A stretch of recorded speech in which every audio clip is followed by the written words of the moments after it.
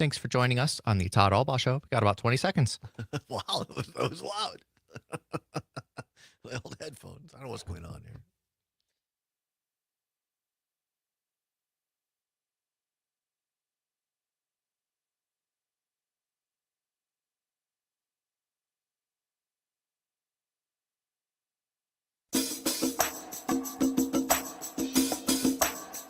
From the Civic Media World Headquarters in Madison, Wisconsin, it's the Todd Allbaugh Show.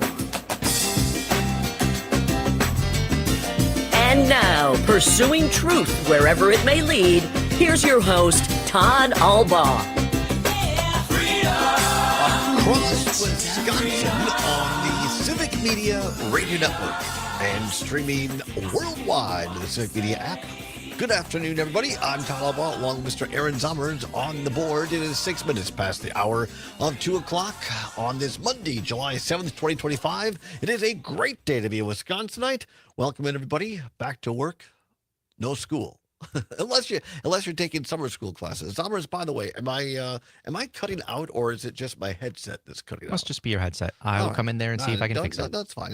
I think it's a busted cord, a busted component. I'm not sure, but we'll press on. Glad to have everybody here from the world headquarters in downtown Madison, Wisconsin. And overcast skies right now here at the world headquarters in Madison. Hopefully everybody had a fine day. Now there it is. When you move that whole box, that's when it goes out. I'm talking to Zommers is here right beside me. He's off camera, as they say, but it's working okay now. So let's let well enough alone. Thank you, Zommers. I appreciate it. Now, he does it all. He's like the old 70s and 80s commercial. He can bring home the bacon, fried up in a pan, and never let you forget you're a man, because I'm a woman. Azuline. I think Azuline was a perfume, I think. I'm not sure. See if you can find that ad. Zommers, it's been a while. Overcast skies here. Looks like a little bit of rain here and there. Otherwise, pretty nice week. Later on this week, we're going to be broadcasting, coming at you live from the Northern Wisconsin State Fair, beautiful Chippewa Falls. Our friend and colleague, Pat Kreitlow of Mornings with Pat Kreitlow, every morning from 6 until 9, is going to be joining us live there on our set from the Northern Wisconsin State Fair. Looking forward to that. Should be a good time had by all. Lots of great people lined up to talk about the fair, talk about local things. The big Coob tournament is happening up in the Chippewa Valley, up in Eau Claire this week. I know Jay Matnair, when she and I were traveling last summer in Eau Claire, she had on, and I believe they were on our program as well, people from the Coob tournament. And so looking forward, coming up on Thursday, to have one of the great folks, the main organizer, the director of the U.S. National Coob Tournament in Eau Claire. And my goal, Zommers, this year, my sister, our unofficial on-site producer for these things, I've told her now, I say, I want to find a kid with a rabbit, a pig, a chicken, I don't care, a small animal. Well, pigs aren't small, but I want a kid showing an animal at the Northern Wisconsin State Fair, and I want to interview them.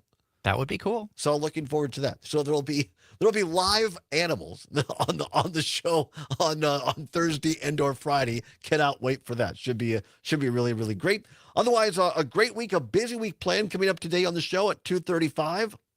State Senator Kelda Royce from Wisconsin's 26th District makes, at least for now, maybe one of her final appearances for a while. She's been so kind as to be gracious with her time, coming in every Monday through the state budget process. Of course, last week, the state legislature passed a budget. Senator Royce was a no on that. And then Democratic Governor Tony Evers signed it into law right before the 4th of July holiday. So Senator Royce will be here to help us walk through what some of these items that have now been signed into law really mean for the average Wisconsinite. So looking forward to talking with her. In hour number 2, a What's Worse edition today, cheesy, Swiss, or cheddar.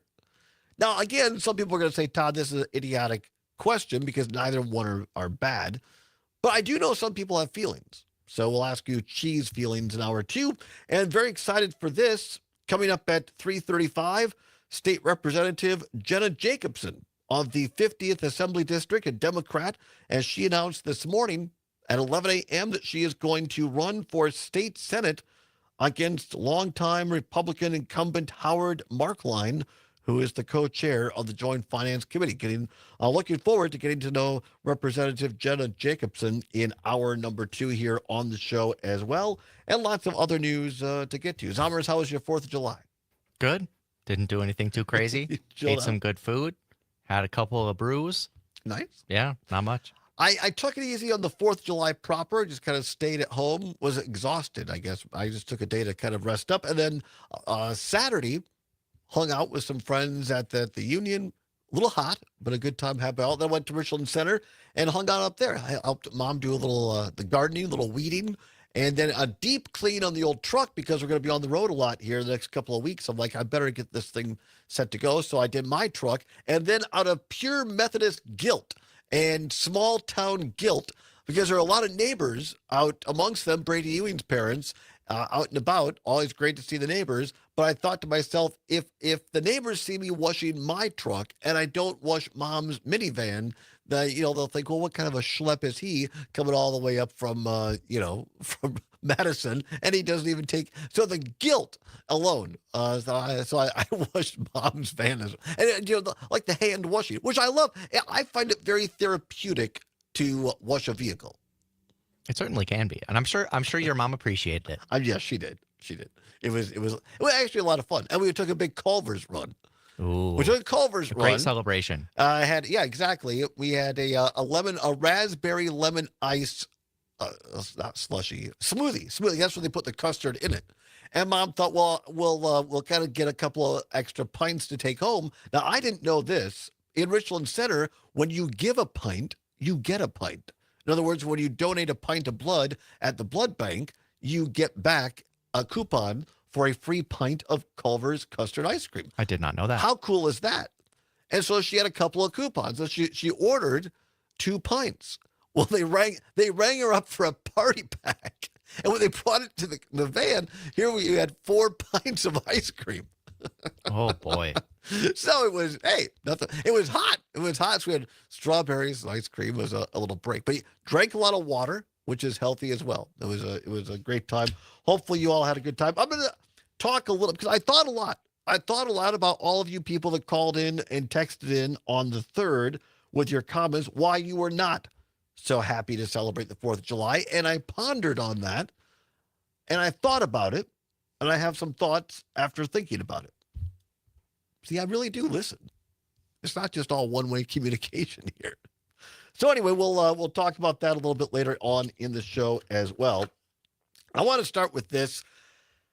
I get it. It's not a Wisconsin-based story, obviously, but sometimes there are just things so big in this country that happen that you have to pause, reflect, and acknowledge this. And this is this absolute tragedy happening down in Texas right now. Reporting from CNN at this hour, death toll from the flooding in Texas is now at 90, including 27 from Camp Mystic, this camp for kids there. It's just catastrophic, and it's so sad. If you have not heard about it over the weekend, basically what happened was this flash flood occurred along the Guadalupe River. Now, 27 campers and counselors confirmed dead after the weekend rains there. Many more still missing at this hour. But it just all happened. The river rose like 25 feet in 45 minutes. And then you just heard this morning on the morning news programs, gut-wrenching stories of watching a kid be swept away down the river, screaming for help, and there's nothing you could do about it. And then there was a story of an 8-year-old girl who these other teens were walking after the river went through trying to help people, and they heard this 8-year-old girl screaming and found her under a bunch of roots of a tree, helped her out, and she was essentially physically unharmed. But they're trying to find her parents. It's just unimaginable tragedy. And look, I'm not here to blame anybody on this, but I do think it's appropriate to, again, pause and reflect and point out the hypocrisy in a lot of this stuff as well.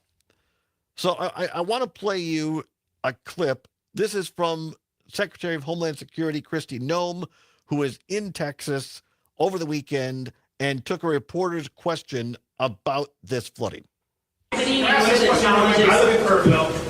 Why was the National Weather Service not pinging their phones before 7 o'clock the day of 4th of July? Any of the federal people can answer that maybe for us. I got updates at 7 o'clock. The first one I heard. And I've heard updates throughout the week, but not before 7 o'clock in the morning. Wasn't that a fundamental failure of the federal government's responsibility to keep us safe? Well, my background is before I was in the secretary position here under the Trump administration, I was governor of South Dakota and served in Congress for 8 years before I was governor. And so I will tell you that for decades, for years, everybody knows that the weather is extremely difficult to predict, but also that the National Weather Service over the years at times has done well, and at times we have all wanted more time and more warning and more alerts and more notification. That is something, and one of the reasons that when President Trump took office, that he said he wanted to fix, and is currently upgrading the technology. And the National Weather Service has indicated that with that and NOAA, that we needed to renew this ancient system that has been left in place with the federal government for many, many years. And that is the reforms that are ongoing there. The timeline that I have, I don't oversee the National Weather Service. That's not under my department. But the timeline that I did receive from them was that the notifications started to look at its expansion for its limited flood impact area that started on July 3rd at 1:18 p.m. The flood watch was issued. Although it was moderate, it wasn't to the extremes that it was, that when the system came over the area. There's Zommers. That's Kristi Noem, Secretary of Homeland Security, who was in Texas over the weekend. Basically, she was soft pedaling it in this particular cut, but basically saying, National Weather Service does well, but other times not so great. And what the Trump administration is doing is they're peddling this as, well, the technology wasn't good enough. The technology wasn't good enough, and we're addressing that. But what they're not telling you, what they're telling American people, is the cuts that the Trump administration did to the National Weather Service vis-a-vis DOGE, or the old made-up agency of Elon Musk, Doggy. Here is a clip from May of this year, May 28th of this year, on MSNBC, where they're talking about this very issue when the cuts went through. From what's forecast to be an above normal hurricane season, scientists across the country are sounding the alarm over critical staffing shortages. Inside the National Oceanic and Atmospheric Administration, officials are scrambling to fill more than 150 critical National Weather Service roles left vacant after sweeping cuts from the Trump administration. Overall, the service has lost 600 of its 4,000 employees since January. 5 former NWS directors calling it their worst nightmare in an open letter earlier this month, predicting understaffing could lead to needless loss of life. Tom Fahey is the legislative director for the National Weather Service Employees Organization and is joining us now. Tom, you have been tracking these staffing cuts and what has become, it appears to be a crisis. What is the critical need right now? The critical need right now is to have these ready staff that we need to have across the country. We have 122 weather forecast offices, and we have various requirements for meteorologists, hydrologists, and technical specialists to work at all of these offices. You just can't wave a magic wand and say, okay, we're all set. We're not. That's from MSNBC on May 28th of this year. The point is that these cuts that were made under DOGE, under the Trump administration, they were warned that if you made these cuts, people were going to die. I'm not blaming the entire thing on these cuts, but according to Lonnie Quinn on CBS this morning, who is a meteorologist, the 2 administrators who were supposed to be on duty to warn people that night, there was only one, because the other position had been cut by the Trump administration. Back after this on the Civic Media Radio Network. Real news and great conversation. 92.7 WMDX. When you're having computer problems, you need a company you trust to get things working again, quickly and affordably. Madison Computer Works has been doing that for business and residential customers for decades. Our computer care plans take away the hassle of being without your computer or needing to bring it in for repair. Starting at only $10 a month, our local and friendly techs provide remote help and can fix most problems in just minutes. Call 608-231-8000 and sign up today. Madison Computer Works, computers that work for you. You're listening to the American Democracy Minute, keeping your government buy-in for the people. In a recent report, we told you that 96% of New York City voters found ranked choice voting easy to use and liked that it gave voters more options. So why have 17 states banned ranked choice voting, including 5 just this year? Pro-voter groups tout RCV because it allows voters to choose a favorite candidate without being a spoiler, can reduce negative ads and rhetoric, and eliminates expensive runoff elections. Alaska implemented ranked choice voting in 2022's congressional race, but after upstart Democrat Mary Peltola defeated former Republican Governor Sarah Palin, RCV was blamed. A resolution by the Republican National Committee opposing RCV nationally followed, and Alaska voters had to beat back a repeal initiative in 2024. While used in Maine, Alaska, D.C., and 47 municipalities nationwide, 17 red states have now banned it, including Kansas, North Dakota, West Virginia, Wyoming, and Arkansas. Party leadership and the RNC resolution argue that RCV is hard to understand and suppresses turnout. But where it's been implemented, voter satisfaction is often over 80%. In the New York City primary, 9 of 10 voters said they understood it, and turnout was the highest in decades. Organizers have more work to do. Voters defeated pro-RCV ballot measures in 5 states last year. We have more at AmericanDemocracyMinute.org.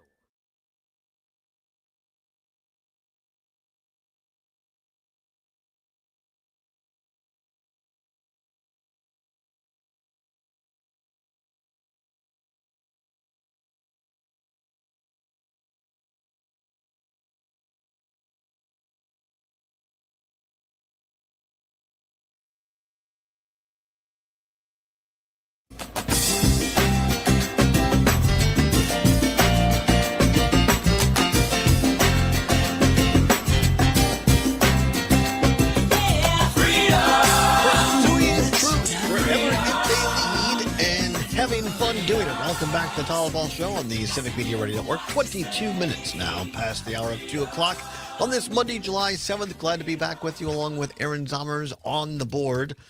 Want to finish up here, just a couple more thoughts on this tragedy in Texas. We're up against the clock there before we went to the commercial. Again, I'm not suggesting every single death down in Texas was, quote unquote, the fault of the Trump administration.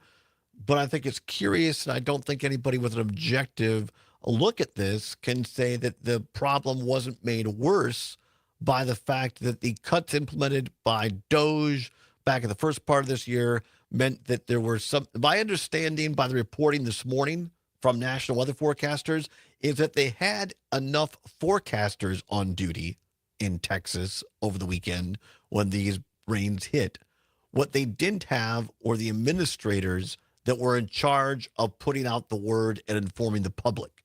And those were the positions that were cut and or left over, or left open, rather, by the Trump administration's cuts. I can't imagine what these folks in Texas are going through today. But I think this needs to be talked about because inevitably, even though it's been slow, thank God so far, there's ultimately going to be a hurricane that hits somewhere this year in the United States. God forbid, but I'd be surprised if it doesn't. There's going to be some more major tornadic activity this year. And part of the reason the people, there's been less loss of life over time is because our technology and our staffing and our commitment to NOAA and to the National Weather Service has gotten better. I was alive when the Barneveld tornado hit here in Dane County, or just outside of Dane County, I guess Iowa County, whatever it was, 25, 30 years ago. The entire town was wiped out. People lost their lives.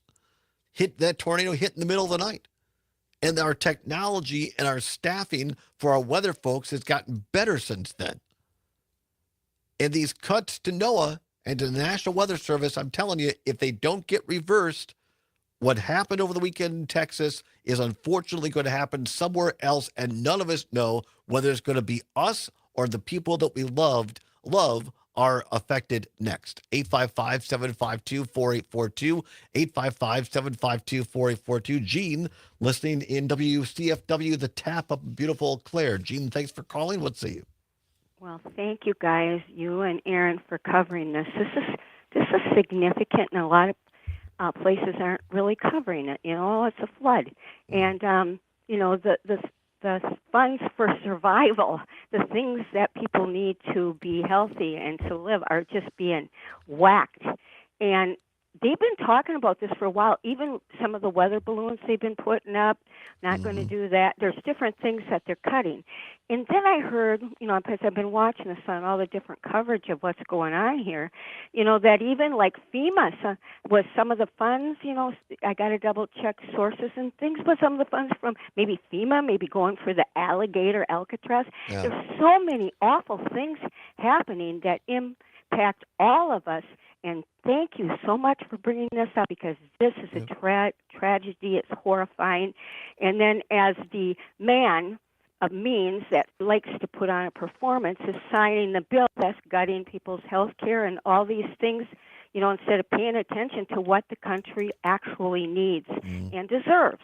So thank you so much, guys. Keep up the great work. Thank you, Bye. Gene. Appreciate it. Have a good day. Matt, listening in Middleton on WMDX, text in on the Civic Media app. You can as well. He says, I lived in Texas and flooding is common. Low absorption due to hard rock, etc. They do not mark or label flood areas well, and I blame officials for this. People camp along the rivers that flood, and it is a problem. Yeah. And like I say, I'm not completely 100% blaming the Trump administration. Part of this is just unexpected weather due to, in my opinion, climate change. Part of this is what Matt's saying, that it's not marked as a low line or flood area. But I don't think anybody looking at this objectively can't say that these cuts at Doge had something to do with the lack of warning over the weekend in Texas. Our thoughts, our prayers are with them. I know the Red Cross, there's a number of places, reputable places, that you could give to if you are so led to help out these folks in Texas. All right, I want to get to this story closer to home. State Senator Kelda Royce is going to be in after the bottom of the hour to pick up on this. This is just breaking here in the last couple of hours out of Madison, but it's more than a Madison issue. According to Channel 3000, WISC TV, the CBS affiliate here in Madison, several homes of University of Wisconsin regents, i.e. the border regions, have been vandalized, according to University of Wisconsin spokesperson Mark Pish. Quote, this kind of conduct is not free expression or protected speech. It's dangerous, unlawful, and unacceptable. We have contacted the authorities and are working closely with them. Anyone with information regarding these illegal activities should contact local law enforcement authorities, unquote, Pitch said in a statement. Says CBS 58 in Milwaukee reported that other regions' homes had, quote unquote, free Palestine notes on them. These specific homes that were vandalized have not been disclosed. This is sick. This is sick behavior, and it needs to be called out. Look, I've been outspoken and not agreeing with some of the things that the Wisconsin border regions have done. Vandalism is not the answer, period, full stop. Not the answer. Right before the show, I went down and took a picture here a block away on State Street. I saw this at least 3 times over the weekend. Written, spray-painted, vandalized on businesses on State Street. It says, quote, you can't vote away fascism. Use direct action. And the action was an A with a circle around it, and Zommers, who's smarter than me on these things, says that's the anarchy, a sign for anarchy. This is not the action. And this is what I say, extremists on the left, this is what I mean. Not acceptable. Back with State Senator Kelda Royce. Get her opinion on that, the state budget, and more. Don't go anywhere. The Farm Report with Pam Yonke and Midwest Farm Report is next. This is the Todd Allbaugh Show across Wisconsin on the Civic Media Radio Network.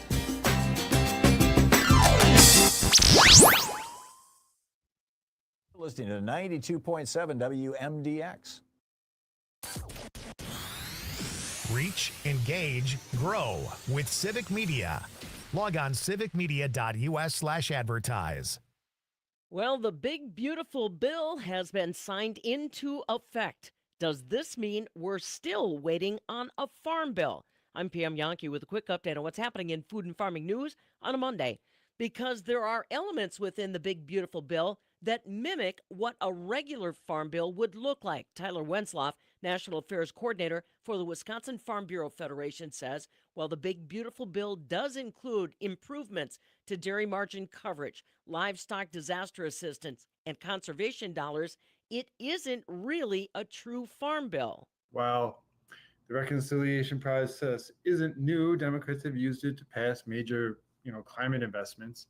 It's never been used to reshape core farm bill programs before. So this is a notable shift and could have lasting implications of how farm bill policy is crafted in the future. So we may not see what we've considered traditional farm bills where, you have the SNAP program, you have the agriculture programs combined into one bill. We may not see that in the future because of the process that's been used this time.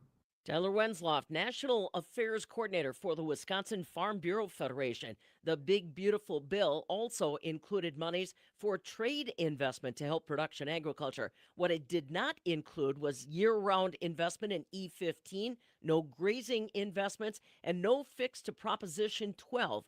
Wenzloff says that is going to mean we'll still need to keep an eye on Washington and find out if they're going to have the appetite for finishing a farm bill this year. Wisconsin soybean growers have a lot of choices when it comes to selecting seed varieties. If you're a seed dealer, help make their choice a little easier by shining the spotlight on your products through the Wisconsin Soybean Yield Contest. By entering customers in the contest by the August 31st deadline, seed dealers will receive $100 for one grower, $200 for three, and $300 for five or more. Growers must complete an entry and harvest form to qualify. For more information, visit wisoybean.org.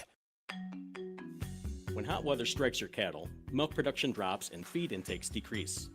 Summer heat also impacts the quality of your herd's reproduction. Protect your cows and grow your bottom line. Add BioVet's Bovine Gold Light to your cow's daily ration. Bovine Gold Light keeps the herd hydrated, maintains milk production, and keeps your breeding program in check. Learn more about Bovine Gold Light at bio-vet.com. Innovation, that's BioVet. And tickets are now available for the 11th annual Wisconsin Farm to Table event. It's being hosted August 22nd by Trifecta Farms in Fox Lake, giving ticket holders a unique opportunity to discover Wisconsin agriculture through a culinary lens.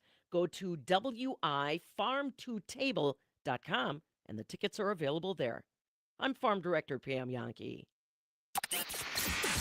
Come work with us. Civic Media has a number of great jobs across the state. Open now at civicmedia.us/careers. Sunny and comfortable today with high temperatures in the low 80s and clouds holding off until late tonight. As they start to build in, we could hear some rumbles of thunder overnight and be waking up to a few spotty showers. Otherwise, more sunshine for the afternoon and a few thunderstorms are possible later. I'm meteorologist Brittany Merlot. Right now, 78 degrees. The John and Gordy Show. I don't want to see Governor Evers go. Dan Schaefer is saying, no. He's great, but he's too old. My ass, he's too old. Well, he's your age. Stop right? it. Yes. John and Gordy. So I think that has something to do with it. It has a lot to do with it. I feel insulted, Dan.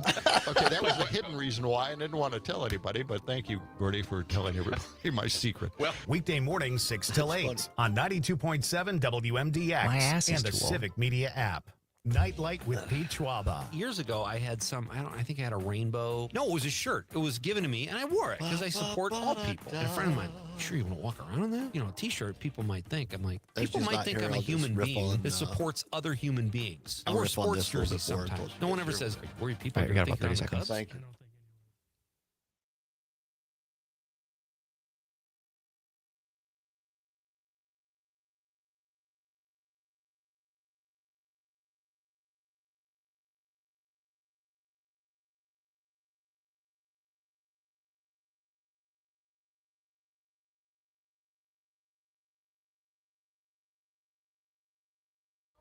I got the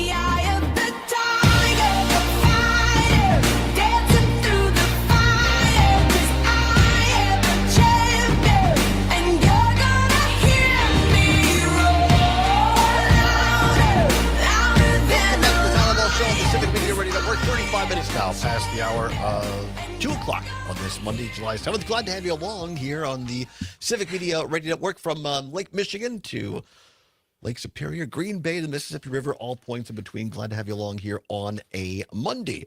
She has been so kind and gracious with her time all through the budget process, and now that it's over, she still comes back and talks. How cool is that? She is State Senator Kelda Royce from the 26th District, which encompasses much of Madison into the Middleton area, the west side of Madison, all through parts of the Isthmus, including the University of Wisconsin-Madison, and is a member of the Joint Finance Committee, the Budget Writing Committee. She joins us here at the table in our studio, which we always appreciate. Senator Kelda Royce, glad to have you with us. So good to see you, Todd, How on are this you? fine day. Yeah. The state budget is behind us for now.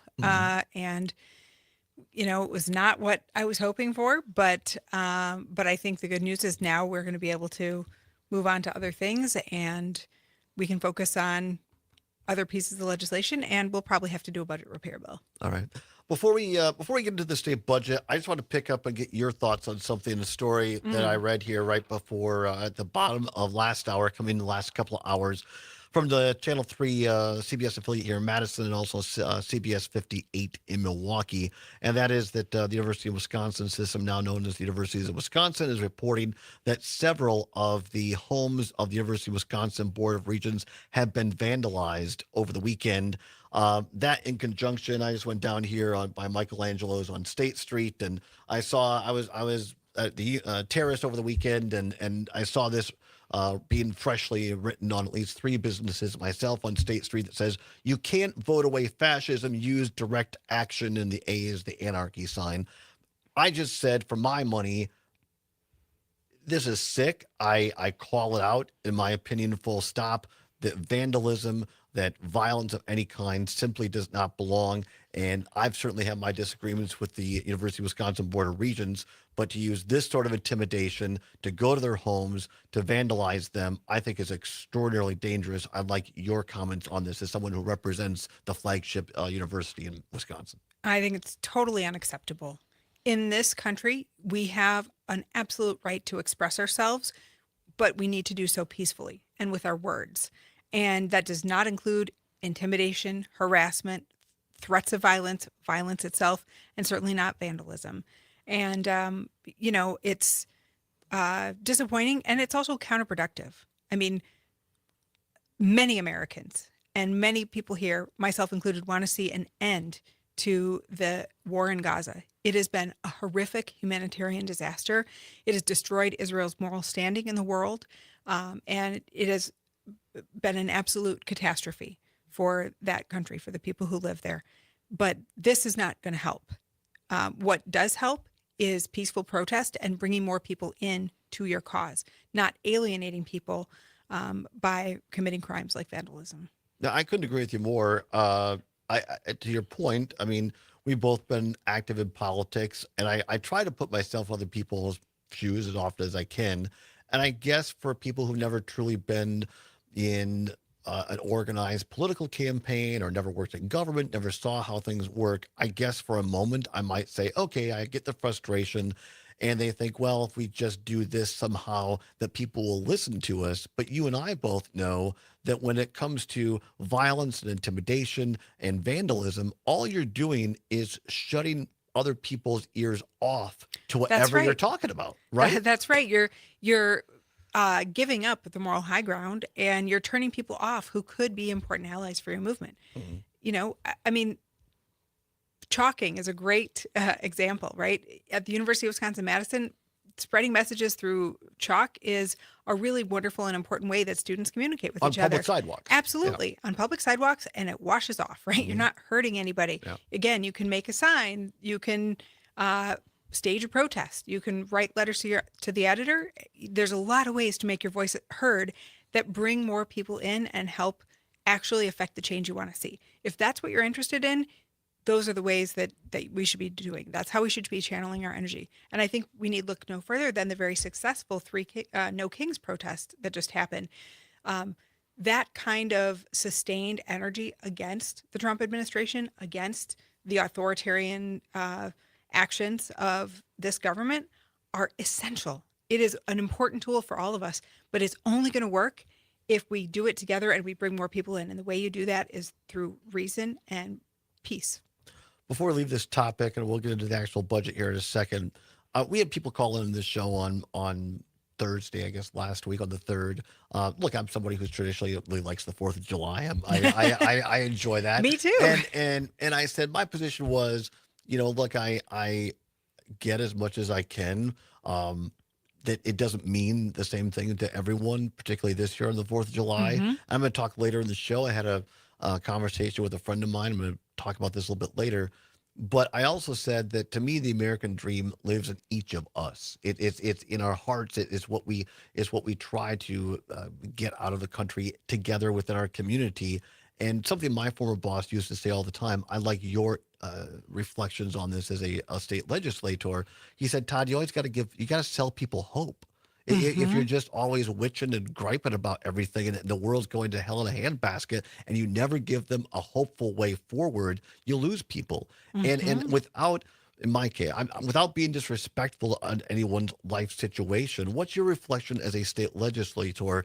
This vandalism now against the Board of Regents, just kind of the flavor of this state and this country right now. I see a lot of people just losing hope. And I think that's not, in my opinion, we got to keep giving people hope. Well, I mean, I think sometimes we misunderstand hope. We think it's some kind of blind optimism. And in fact, hope is continuing to work for a better world, even when the evidence is all around you, that there's deep, deep problems. And in our society, we are facing a very, very difficult moment right now in our country's history. And people are being harmed. We are seeing things that we never thought we would see in our lifetimes. Citizens being deported, people being disappeared off the street and sent to functionally concentration camps, horrific attacks on our judiciary and on the separation of powers. Let's not undersell that. But if we don't want that, if we're not going to go along with that, the way that you do that is you keep on working because you believe that we can make it better. And if you stop believing that, then you have given up. Then you are essentially giving us over to authoritarianism. And I love this country. And for that reason, I will always try to criticize her and make her better.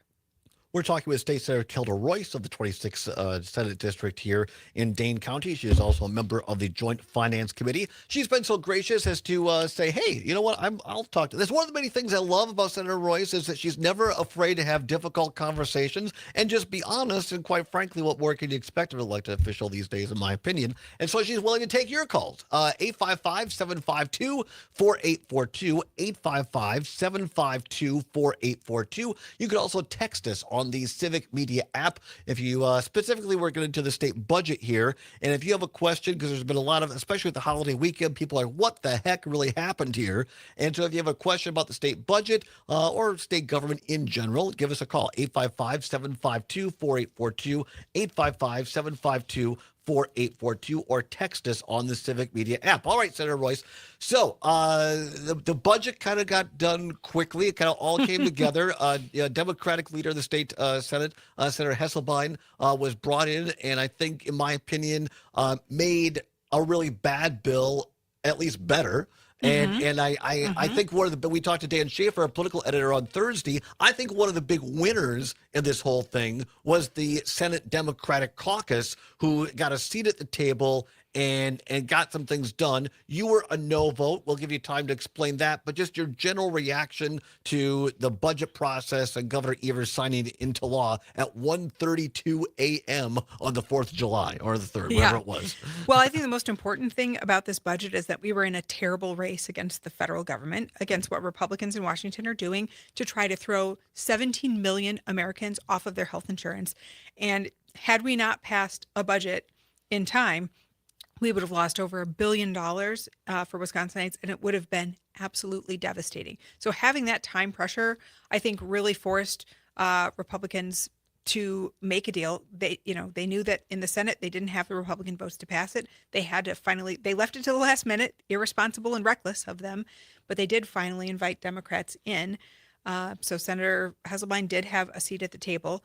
That said, I mean, I think the results show that this is a Republican budget. This is a budget that's going to allow us to limp along for another 2 years. It is less bad than it would have been.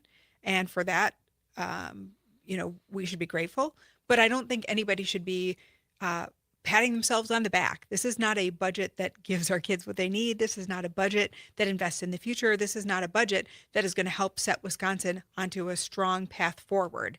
And so I don't like to see people kind of taking victory laps on it. I'm really glad you brought up that race to the clock. We talked about that with Dan Schaefer last week. For those that might have been early 4th of July vacation, the state of Wisconsin, if they would not have gotten the budget passed and signed by Governor Evers before the federal budget got passed and signed into law by President Trump, Wisconsin would have lost millions, if not billions of dollars. Over $1 billion. $1 billion in monies that would have gone to healthcare, correct? That's right, because this has to do with changes in how we basically pull down federal money to healthcare providers, specifically to hospitals, and changes in Medicaid, which is a huge insurer here in Wisconsin. And of course, the irony is my former party continues for how many years now not to take the federal Medicaid dollars. One of five states. And now all of a sudden, Robin Voss the clock is ticking all of a sudden. It's, what's crazy to me is, Republicans, they've passed this bill where they're going to throw 17 million people off healthcare.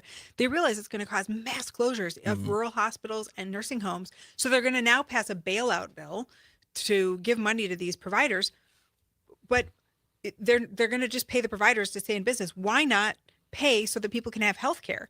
And so those providers stay open. Why just give the handout to the provider without getting the care? It makes no sense. Lots of questions to get to that I have, because I really want to, you're so good at this, explaining what this bill now that's signed into law means for Wisconsinites. But hey, people want to talk to you, Senator, and I'm not going to hold them up.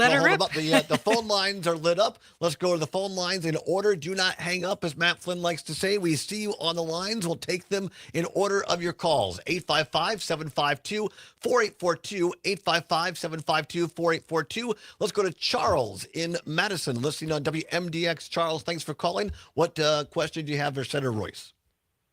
Hi there. Thanks for taking my question. I'm a 22-year-old that's living here in Madison, and one of the issues that I noticed a lot of people my age seem to agree on is that we need a better public transportation system. So I wanted to ask the state senator what she thinks our public transportation system should look like and why. Great question. And actually, transit was one of the areas that really got screwed over in this last budget. I'm sorry to say. Well, we did have some increases in transportation funding, and big highway projects and road building all got more money. But transit, no, not even $1. And when I'm 45, actually, no, I'm 46. Just had my birthday. Happy birthday. Thank you. I don't know if it's, you're on the downhill slope there. Oh, come on. I'm 10 years older than you almost. I'm 9 years older than you, Senator. I still have yet to peak, I hope. But nobody younger than me wants to be driving around in a car all the time. If we want to be attracting young families to stay here, if we want our communities, whether they're cities or towns, to be vibrant, we've got to have transit. That's the vision I have, is transit in every community and intercity rail. Do not hang up. 855-752-4842, 855-752-4842. Come back more with your questions for State Senator Keller Royce after this on the Todd Allbaugh Show on the Civic Media Radio Network.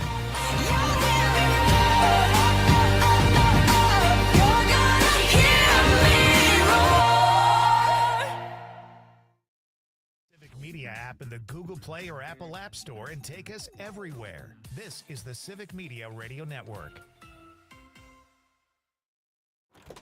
Hey, Gordy. How you doing? Oh, Arthur, great. Great to see you. What are you doing in the studio? Well, I need to talk to you about doing a commercial. Oh, okay. Well, to get a commercial on the air here, you just go down to the sales department. It's right next to the bathroom. I don't think you understand. Oh, I understand plenty. You salespeople drink a lot of coffee. That's why the bathroom's right there. Right, but I need to have you make a commercial about commercials. Wait. A commercial about a commercial? I don't follow. I want to tell potential business owners out there. Just to clarify, and they can hear us right now. Yes. Jordan in Madison, the civil disobedience, what he meant by that is obviously violence, vandalism, destruction of property, not okay. where is the line when truly heinous things happen? I don't know if that's good question. Yeah. All right, cool. All right. Get on the air soon. We'll take it in order. We got Paul, then we got Jordan, then we got Carol. Yep. Jordan's was the only one that needed I explanation. won't make my traditional Spooner joke on the air. I don't want to embarrass the senator on the air. But Paul, I love when Paul calls in because I say, Paul from Spooner. Spooner, I barely knew her. I have a joke like that, but I can't say it even on the break time. So it's not about Spooner. Including 5 just this year. Any song requests this time around? What about the Hold Steady? Choose a favorite candidate Stuck Between Stations? That's a great one. Can reduce negative ads and rhetoric. Oh, very good. Why are you shaking your head, Jalen? I have excellent musical taste. Yes, absolutely. We love it when Senator Royce is here. We're gonna do a Spotify playlist, a Royce playlist for Spotify. How about that? What a good idea! Right? Why didn't you think of that? He's like, shut up. Because it would be 90% like the Wellerman and Raffi. That's what's on my playlist. Really? Oh, I can't share that year-end thing on Spotify because it's all like my kids. Trig You can listen to the Wellerman 8,000 times. Trig also comes on the show. He does the same thing, and his kids make fun of his Spotify playlist at the end of the year.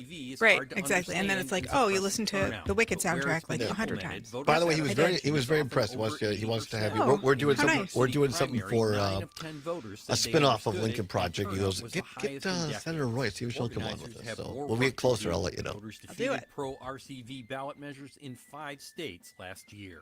We have more at AmericanDemocracyMinute.org. The Dane County Humane Society offers programs for humans of all ages. For kids, there's Camp Paw Print, Scout Workshops, After All right, Dark, 30 seconds. and the new Camp Wild Side. They also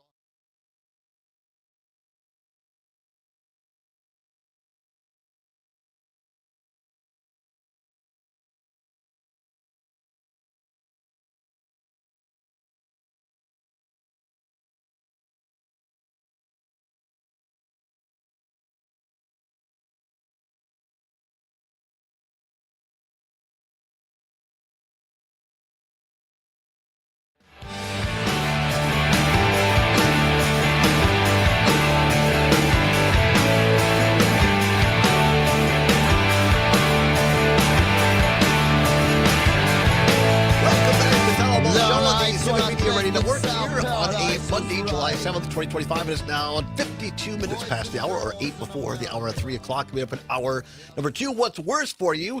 And Senator Royce is giving us a bonus round. If your calls keep coming, she'll keep answering at least for a while. So State Senator Kelda Royce of the 26th District here in Dane County is our guest here on a Monday. She is a member of the Joint Finance Committee, which helps write the budget, here to help walk us through what the results of this budget bill, which is now the budget law, signed into a law by Governor Tony Evers in the middle of the night, trying to beat that federal deadline so as to recoup about $1 billion for Wisconsin taxpayers. By the way, that song off of Senator Royce's Spotify playlist, the kids say it slaps. That's what I've heard they're saying out there. Very nice. Thank you. Yeah. You have a very eclectic taste. I do. I love that about you. I like it all. Yeah, very good. Absolutely. Let's get back to the phone lines. If you have a question on the state budget for State Senator Kelda Royce, 855-752-4842, 855-752-4842. Take you in order of the call. Paul, listening in Spooner. Paul, thank you so very much. You had a question for Senator Royce about school funding. Go ahead. Yes, Senator, thank you for being there for me. At least I have some senator somewhere looking out for me. Up here in the northern state, part of the state, I just received a flyer in the mail regarding school spending, and they're telling us now with this big budget bill passed, this organization is now telling us that our taxes are going to go up by $300 and some a year because of the governor's veto that adds $300 for the next 400 years. So they're telling us that's going to go on the backs of the taxpayers now because the school district no longer has to go to referendum according to what this flyer is telling us. But what's going to happen in the future of school funding? I guess that's the big question. Mm-hmm. Nobody's really aware. So what is the state doing for us? Because we know that Department of Education is going to be gone. Don't plan anything from the federal government. They're telling us our local taxes are going to go up because of this. So what's this future? What's Thanks, going Paul. on for the school boards? Great question, Paul. And this is something we talked a lot about during the budget. Because Republicans chose to give $0 additional in general school aid, even though we've had high inflation increases.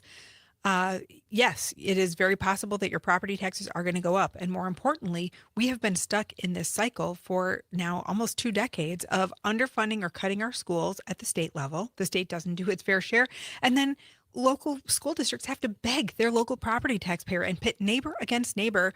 People say, I can't afford higher property taxes. I want to stay in my home in this community, but I can't afford it. But I want our kids to have good schools, right? And that affects our property value. So it's a horrible thing that Republicans' recklessness on the budget has caused. And unfortunately, this budget is going to continue that same problem. I spoke a little bit with your staff. I love about the transparency about you and your staff, by the way. And I said, look, I get why you, Senator Royce, were a no vote on this budget. You have one of the bluest districts in the state of Wisconsin. I maybe in retrospect, I was a little hard, and you're not here to talk about anybody else, but I was a little hard on Representative Hong because she was out there on her social media saying, hey, get your Dem legislators vote against this. But to that point you just made, and this is where I have to walk back my comments to keep myself honest, this is a nearly horrific budget for K-12 education. And for Democrats who voted no on this, I would make the argument for myself. You speak for you. I think that people that voted no on this were standing up for public education. I think that's exactly right. And, we heard from people loud and clear in this budget cycle and 2 years ago, the number one priority that people asked for, whether they called, emailed, or showed up at the public hearings, they want our schools funded. Our kids deserve better schools. They have been underfunded for decades, and it is time for us to prioritize public education. This budget doesn't do that. Mm-hmm. Here's a trick question for you. If you were governor, would you want to run for election on this budget? Oof. I won't make you answer that. Next call, 855-752-4842, 855-752-4842. Jordan in Madison, WMDX. Quickly, Jordan, what say you? Senator, thank you so much for the way you voted on the budget. And I wanted to ask you, where do you think the line is drawn between the acts of violence, which are significantly should be off the table, versus general civil disobedience in regards to the heinous acts that are being perpetrated by the administration? Thanks, Jordan. Yeah, I mean, this is a really dire time, and I think we need to, as a movement, we need to be strategic about bringing people in. And so things that are alienating the folks we have to kind of persuade to go with us, I think are counterproductive. I think some of the most effective protests are the ones that have joy, right? That are fun, that bring people in. When I feel like I can bring my kids there and it's a family feeling, I do think this is a thing that Madison does really well. I love this about my district. Even if I don't agree with what we're protesting any day, like we actually do know how to bring people into a movement. We saw it with the protest against Act 10. We've now seen it with protests against the Trump administration, number one, and currently, if you're going to do civil disobedience, like blocking traffic or something like that, make sure it is nonviolent, make sure you're doing it in as safe a way as possible, and be prepared to accept the consequences for that. I mean, that is a key component of civil disobedience. It's not just that you get to break the law. It's that if you're going to break the law, you have to be prepared to accept the consequences. But we can win by coming together and speaking out against what's wrong because the people are with us. They just need to see us. 855-752-4842. Let's go quickly to Carol in Appleton, listening to WISS. Carol, I got about 45 seconds if you go quickly, please. Sure. Hi, Senator. Thank you so much for your continuous support for public education. Here's my question. With the special education increase and the zero state general aid, do you think public schools will be able to keep pace with the inflation this year? I think it totally depends on the district. 2/3 of the districts, because of the state aid, are actually going to lose money this year, according to the Public Instruction Department's estimates. Now, some of them may make up for that a little with the special aid increases, but that's not a sum sufficient amount, right? There's a fixed dollar amount. So when it runs out, it's out. And that means that we probably won't actually hit those targets that were touted as special education reimbursements. We'll give you more time on the other side. So this is really, really important, this funding of public education. State Senator Kelda Royce is our guest. She's going to stay. So Denise in Green Bay, don't go anywhere. Have a beverage. Come on back. We'll take your question on the other side. News, weather, and sports update. You're listening to the Allbaugh Show across Wisconsin on the Civic Media Radio Network.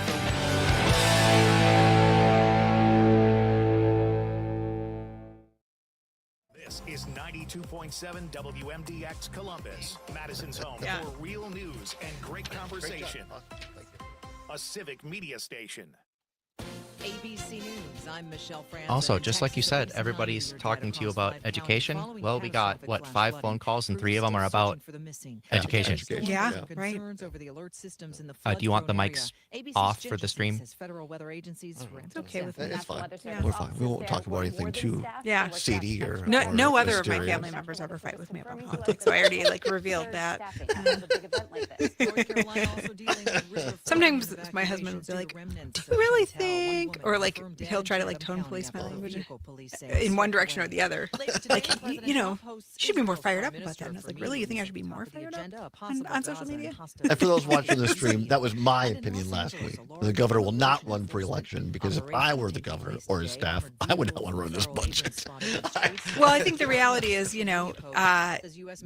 governors get to run on whatever they want. And, if you're going to sign a budget, you should be prepared to run on it. Stand and behind so it. if I was going to sign a budget, I would want to make sure that it was a budget that I could stand behind. Yeah. I should have let you say it there, but I said J-Lo was giving me the stink eye. And I'm like, no, I'm just kidding. No.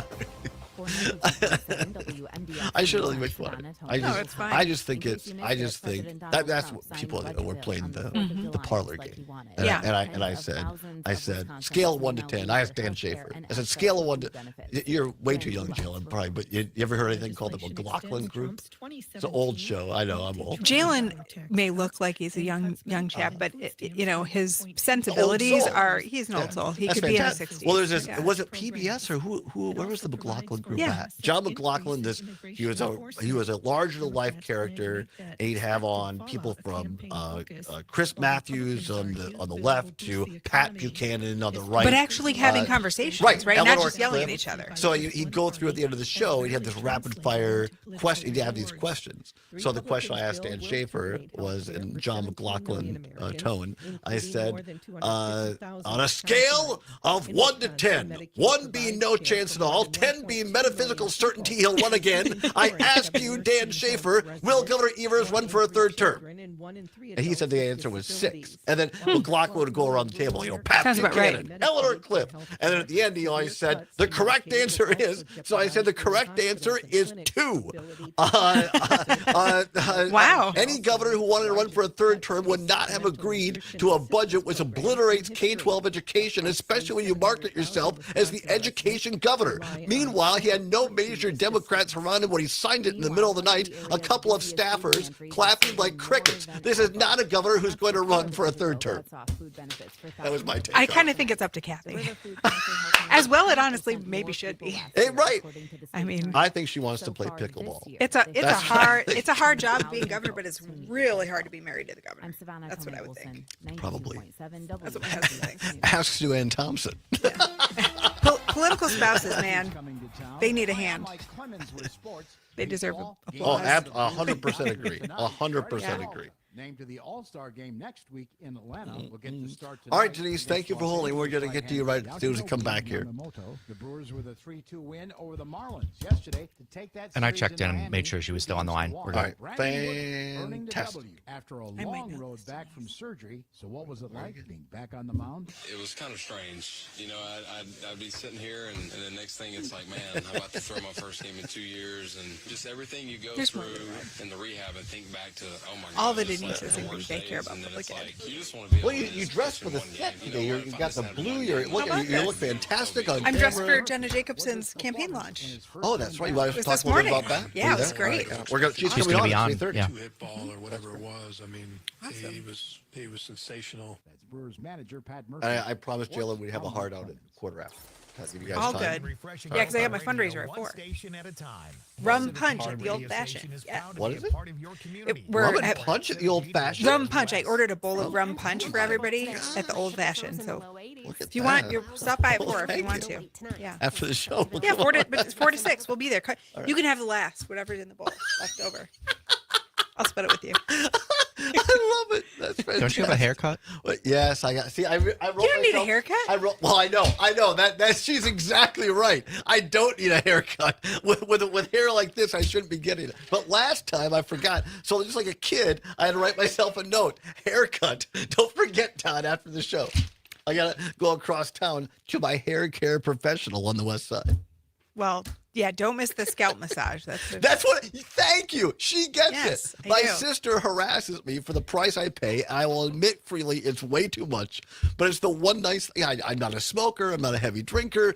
I just once a month you go in, you get a little massage, and you talk to my counselor, and you get your what's Yeah. left of my haircut. Why not? And when you're going deserve bald, thank you. You When you're deserve it. going bald, you have to have the scissors so it looks decent. Because if you get the razor, it looks terrible. About 30 These seconds. are the heavy issues we talk about here in between shows. All It's right, life here we go. advice.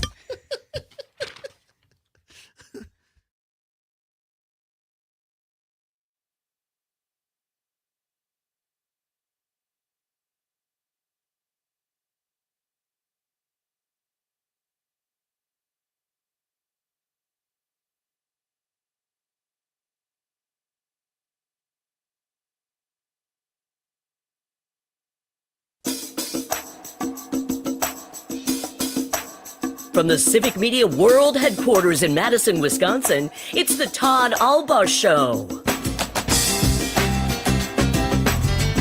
And now, pursuing truth wherever it may lead, here's your host, Todd Allbaugh. Across Wisconsin on the Civic Media Radio Network and streaming worldwide on the Civic Media app. Good afternoon, everybody. I'm Todd Allbaugh, along with our outstanding producer and engineer, Mr. Aaron Zommers, on the board. It is 6 minutes past the hour of 3 o'clock on this Monday, July 7th, 2025. Welcome in, everybody, to hour number 2 of the big program. It's a great day to be Wisconsinite here at the world headquarters on State Street in downtown Madison. Overcast skies right now. It's seasonal, Zommers. Before the show, I walked over to our friends at Wonder State because I came in earlier than I usually work from home in the morning, and I came in, I don't know what it was, 9 o'clock or so, 9:15, and Luke Mather said, "Holy cow, you're early." I said, "Here's the deal. I stopped last night on the way. I was in Richland Center over the weekend. I stopped in. I got to Wonder State Coffee over at our friends at Metcalf's, and I went to make it this morning, and I was fresh out of pour-over filters. Oh. And so the fact of the matter is, I came into work early because I had no coffee at home. You know what? That was the reason I came in early. I'm just pleased you didn't use a T-shirt in lieu of a filter. Right? Well Exactly. done. Thank you. I appreciate that. That is the voice of State Senator Kelda Royce from the 26th District here in Dane County. She has been so gracious as to agree to give us a little more of her time. She is a member of the Joint Finance Committee. And Senator, just before we get to Denise here in Green Bay on hold, again, just your overall, I know you were a no vote on this budget, even though Democrats helped improve this bill. Mhm. Governor Evers signed it into law. The result is we're going to get around $1 billion extra here, or at least in due money from the feds because they beat the Trump deadline. The Trump, but that's good. But I want to, well, maybe we should just go to the phone lines. 'Cause I think school funding is next here. Yeah. And I want to expand on this because I think this is the real story here of the, in my opinion, you were in the room, but from a layperson's, reporter's perspective, I think this lack of funding for our schools is a huge story here. 855-752-4842, 855-752-4842. Denise has been patient up in Green Bay, home of WGBW, our great station up there in Green Bay. Denise, thanks for holding. What do you have for a question for the senator? Well, first, I want to thank her for standing so strong for public education. She's been a strong advocate for us for a very, very long time and continued to do so in this budget. So, Kelda, thank you very, very much. And Thank you, you for Denise. talking to other people about voting no. We can't go on not funding public schools. I mean, we have 800,000 kids in public schools and so few in private. And I guess I'd like to ask you about that. It's a 0% increase for public schools, and yet private schools are getting an increase, is my understanding. That's right. Could you elaborate on that? Yeah, there's kind of a trigger mechanism in state law that allows private voucher schools, of course, that don't have to obey the same rules that public schools do. They don't have the same accountability or transparency, that lets them just continuing getting more money and getting increases, even in this situation where the public schools are not getting a general school aid increase. And it's increasing the disparity that we have between students who are in private schools, most of whom were in private schools before the vouchers started paying for it, right? These are wealthy families or people who have already made the decision, I'm going to pay for my kid to go to private school. And now all of a sudden, taxpayers are footing the bill as part of an overall effort by the right wing in this country to undermine public education as a good that all of us can enjoy. And it's one of the things that makes me really, really upset as someone who believes that education should not be rationed based on who your parents are or what you look like, where you're from, right? All of us deserve that chance to thrive and become our best selves, which we do through education. I want to, and if you'd be so gracious as, I mean, I know we've kind of come to the end of this budget process, but I would love to have you back on at least monthly because you're still good at explaining these things. Anytime, Senator. I'm here. Really, this is like the best part of my Monday. So well, me as well. I really enjoy it. I want to use the time that we have left here to suss out. Because one of the things you're really good at, yes, obviously you're a Democrat, you have partisan interests like any other politician, but you're really good at helping explain things. And so I want to not just the education. Let's start with education. Let's go on to childcare, and if we have time, one or two more things. First of all, education. To Denise's point, I saw numbers last week, and you may have as well, from the Department of Public Instruction that said districts like Eau Claire were going to end up with $2 million less under this current business. There are smaller districts that are going to take a proportionally heavier hit. What are districts like that to do? Is this just more school referendums to local people? That is the answer, right? We're going to continue on this absolutely failed path of forcing school districts to beg their own local property taxpayers to raise their taxes. And it shortchanges our kids. And whether or not these referendums pass or not, you have still put that community in an impossible situation. It is not fair. It's not fair to the kids, the teachers, or the property taxpayers. Let's talk about child care. This is a huge issue. We had people on our program, on Jane McNair's program, and others.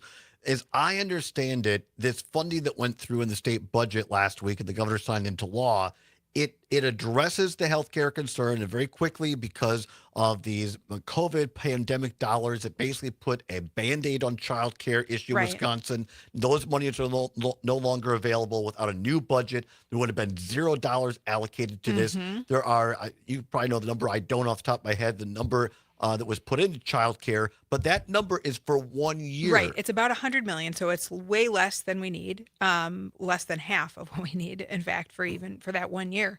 And it's only good for 1 year. So all we've done is basically push off this cliff for another year. And that means programs are not, because it's not built into the state budget, people still have to make these decisions about, do I raise tuition that parents already can't afford? Do I just close down because I can't afford to keep doing this after a year? And it doesn't give anybody the certainty they need to be able to hire more people, give their workers a much needed raise. The average childcare worker in the state makes $13 an hour. $13 an hour to take care of our kids. Yeah. It's going to be really, really tough. Finally, some of these things are going to kind of suss themselves out. But for your average Wisconsinite who is looking at either the mom or dad or the grandpa or grandmas in a nursing home or elder care, things like that, between what passed out in Washington and what happened in Madison, I mean, where are these folks? Do our elderly folks, do our senior citizens, should they be afraid or concerned? And how can they get answers to these questions? Yeah, unfortunately, I think they have every reason to be scared and concerned because the estimates are about 17 million Americans are going to lose their health care. And, for Wisconsinite, over 1 million of us are on Badger Care or some form of Medicaid. But even for those of us who aren't, when when those funds go down and people lose their health care, that means that all of us, our insurance rates go up because there's more uncompensated care. It means that hospitals and clinics that serve us close because they can't afford to stay in business. It means that nursing homes close down, and that means that we're going to have to take on sometimes very difficult or impossible caregiving situations. So this has impacts on all of us, whether or not you or a loved one is actively on Medicaid, Badger Care or not. It will affect all of us. It will make us sicker. It will make more of us dying earlier, and it will make us all poorer. Anything else before we move on the state budget that you want to make sure that Wisconsinites know about right now? Obviously, we'll have you back, but is there anything that I haven't asked you yet on the state budget you think is really critical for people to know? Well, I think the most critical thing is to think about what Republicans have done in Washington and here in Wisconsin, that it was reckless. It was totally financially irresponsible. And, we're seeing major cuts that are going to hurt working people, the middle class, and of course, the poor. I've been given the okay to keep you a couple more minutes here. Yeah. We appreciate that. Always appreciate your time. And before we end this, I truly want to say, as someone who's been around that building a block away at the state capitol a long time, I'm really impressed. You're one of the most forthright legislators I've ever talked to in private, but also on the program. You're never shy away from a question. You always are straightforward, and that really means a lot to me. And I wish we had more legislators like you in the building. Thank you, So, Todd. yeah. I really think my most important responsibility is to be honest with people, honest about what I think is happening and where I stand on issues. And if we disagree, that's okay. That is part of democracy, and we can do that. But I owe that as the bare minimum of having the privilege of serving. So let's get into a little politics here. The time we have left, coming up about 10 minutes from now here on the program, or 15 or so, State Representative Jenna Jacobson of the 50th Assembly District here represents kind of a little corner of southwestern Dane County in the newly drawn 50th Assembly District, and then Greene County, Monroe. She announced this morning that she is going to be the Democratic challenger, at least one of, to State Senator Howard Markline, the incumbent of the newly drawn 17th Senate District, a Republican, and the co-chair of the Joint Finance Committee. Your thoughts? Well, I'm thrilled. I think Representative Jacobson has been an outstanding voice for rural Wisconsin, and particularly southwestern Wisconsin, whereas Howard Markline has spent all his time in power basically underfunding schools, and that's forced school shutdowns in his own district. In fact, his district has seen more referendums than I think any other district in the state. And when you're the co-chair of Joint Finance and you're hurting your own district like that, I mean, it's crazy. Like, what are you even here for? So I think it's long past time for folks who live in southwestern Wisconsin to actually have a strong voice advocating for them at the Capitol. And that's why I'm really proud to support Jenna Jacobson. She's going to be an incredible state senator. Well, I've said this before. You are one of the few legislators from particularly an urban area like Madison, when the university system, the 2 years started getting cut. You came out to southwest Wisconsin into Senator Markline's district. I was there that night in the big metropolis of Muscatine. I say that tongue in cheek, about 1,000 people, just below where I was born at. You know this part of the state because you've traveled around it. Tell us just in a minute here why you think Representative Jacobson is just, not just politically, but just culturally and be able to relate to people, a good fit for the 17th Senate District. Well, she lives in a rural community. She represents a rural community. She is a mom. She is a professional. And I think that, when you meet with her, you can see that she actually is really listening, right? She's not just trying to shove talking points down your throat, right? She actually cares.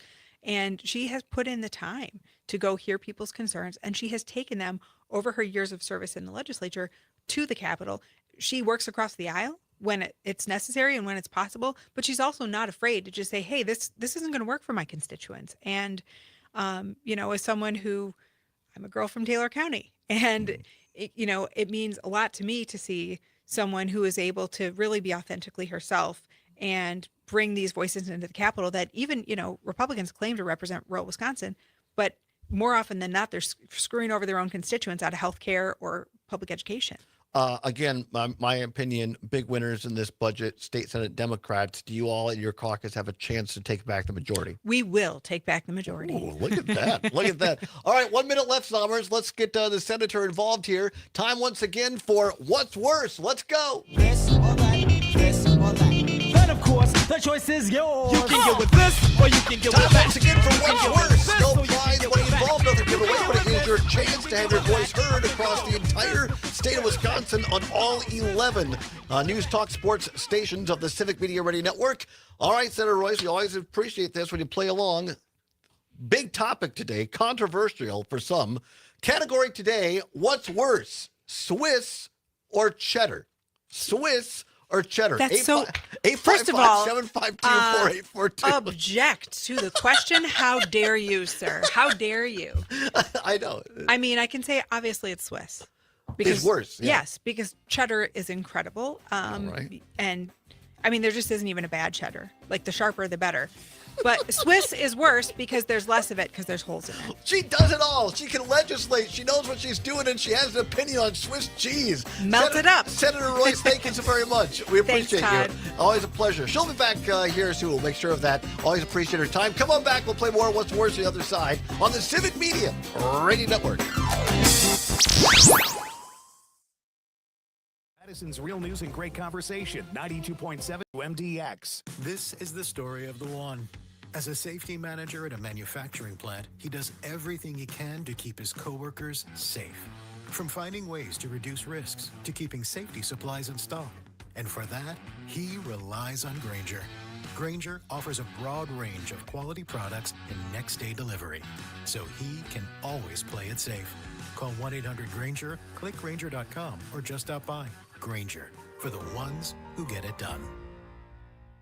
Blind Shot Social Club, a perfect blend of cool, casual dining, indoor golf with space for events, craft cocktails, and non-alcoholic drinks too. A hidden gem on Madison's East Side. Blind Shot Social Club, open to everyone. BlindShotSocialClub.com.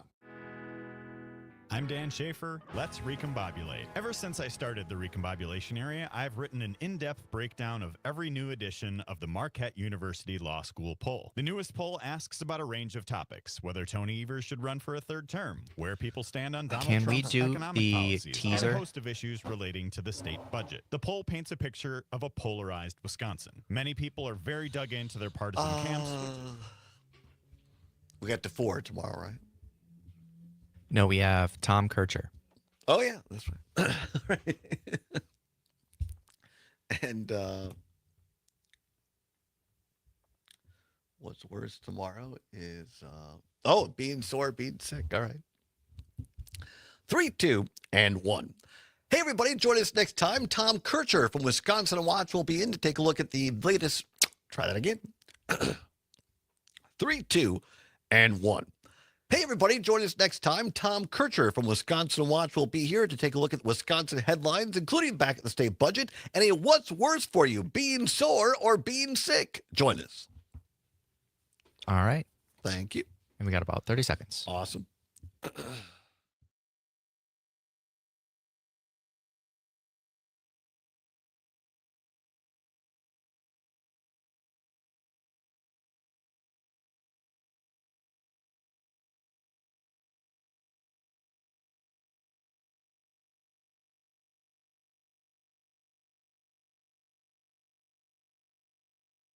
It's payday. Get that cheese. We gotta get that cheese. We gotta get that cheese. Welcome back to the Allbaugh Show on the Civic Media Radio Network. 22 minutes past the hour of 3 o'clock. Feeling Snoopy. Feeling chill. Gotta get that cheese. Always love it when Zommers. Who sings that again? Too short. That's right. Too short. You had to know that was coming. Too short. How many programs on this network play you too short? At least one. At least one. Probably just one. Welcome back, everybody. Zommers along with Allbaugh. Glad to have you along. 23 past the hour of 3 o'clock. For those watching on the stream, I put my shades on during that intro there. It just felt like the right thing to do. I'll put my glasses on. We're right in the middle of today's What's Worse, which is Swiss or cheddar. What's worse? 855-752-4842, 855-752-4842, or you can text us on the Civic Media app. Download it today, your Apple or Android device. Type in Civic on the search bar, CIVIC Media. It'll pop up. It takes less than a minute to download. It is free. It's what Gail King at CBS calls a deal. The Civic Media app. Get it today. Because we give away free tickets to Brewers games on Friday, and you want it for that. What's worse, Swiss or cheddar? 855-752-4842. 855-752-4842. Tony, watching on YouTube, says Swiss, way worse. Wow. Tony, some very strong opinions on Swiss. Heather, watching on Facebook up there, beautiful Eau Claire, says cheddar is far better, quote unquote. Get a nice aged cheddar with the crunchy crystals in it. Yum. Not a fan of Swiss. Oh, I'll agree with her on I love a good aged cheddar.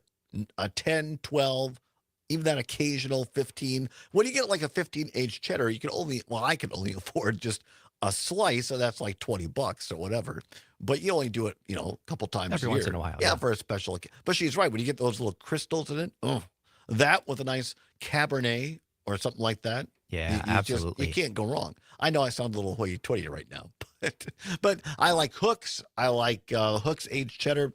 I like Car Valley. Our friend Sid Cook up there at Car Valley. All kinds of great aged cheddars all across Wisconsin. Right now, what's worse is the question, Swiss or cheddar, 855-752-4842, 855-752-4842, or on the Civic Media app, of which Matt in Middleton is. Matt says Swiss is worse as less taste and where the missing cheese from the holes.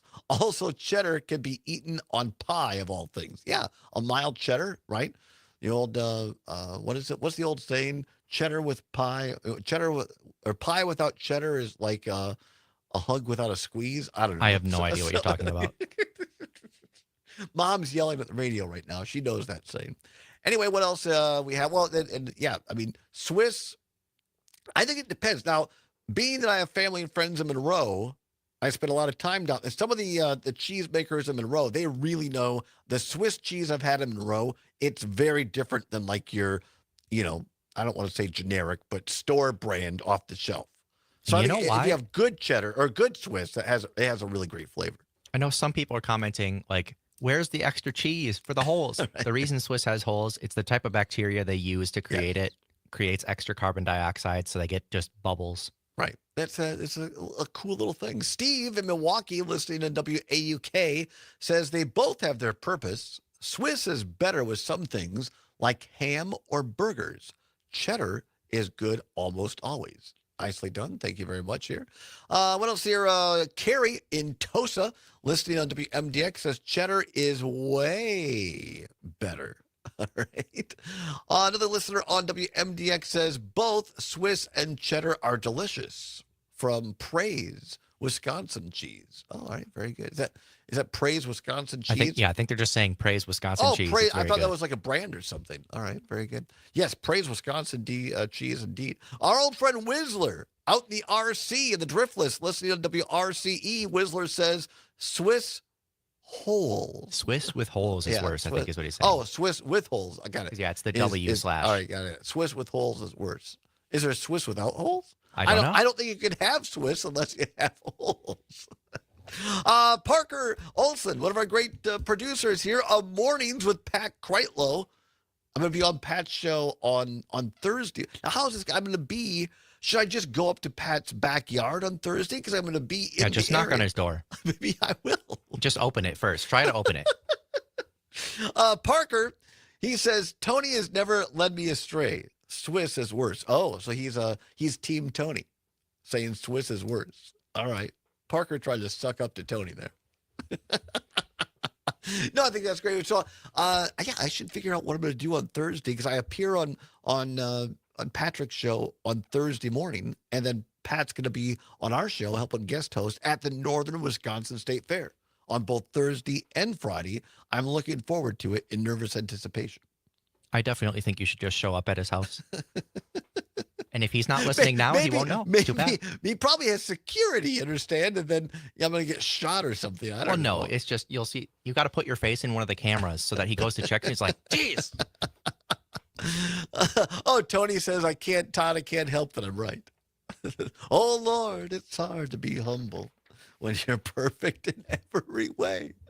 What's worse, cheddar or Swiss? 855-752-4842. All right, Parker, we'll try. I'll try to make an appearance on the morning program on Thursday. Zommers, what's worse, Swiss or cheddar? I think Swiss is worse just because cheddar's more versatile. If I was going to eat one on its own, just by itself, I would prefer to eat cheddar, especially if it's sharp. I don't know that I can add anything to that. You pretty much nailed it. I think that's really well said. I agree. I like both of them, and particularly Swiss cheese from Monroe, Wisconsin. But if I had to make a choice, and that's what this segment's about, I'll say Swiss is worse for the many reasons that you talked about. All right, we're going to come on back after doing a little Get That Cheese dance. State Representative Jenna Jacobson announced that she's taking on Howie, State Senator Howard Markline. She'll be with us next to talk about our new campaign. It's the Allbaugh Show across Wisconsin on the Civic Media Radio Network. While you bumping in your Cadillac, sipping on your cognac, get that cheese. Gotta get that money. News and great conversation. 92.7 WMDX. As Wisconsin is saying the word bag instead of bag. This is the Civic Media Radio Network. With cooler weather and rain knocking on our doors this week, farmers will have to keep a keen eye on their crops.